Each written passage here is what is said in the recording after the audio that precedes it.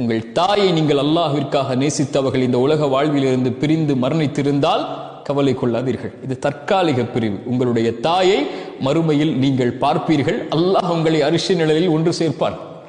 உங்கள் கணவனை நீங்கள் பிரிந்திருந்தால், பிள்ளையை பிரிந்திருந்தால், உங்கள் மனைவியை பிரிந்திருந்தால், உங்கள் சகோதரனை, நண்பனை, தோழர்களை, அல்லாஹ்விற்காக நேசித்த யாரை நீங்கள் பிரிந்திருந்தாலும் கவலை கொள்ளாதீர்கள். இது பிரிவு, தற்காலிக பிரிவு.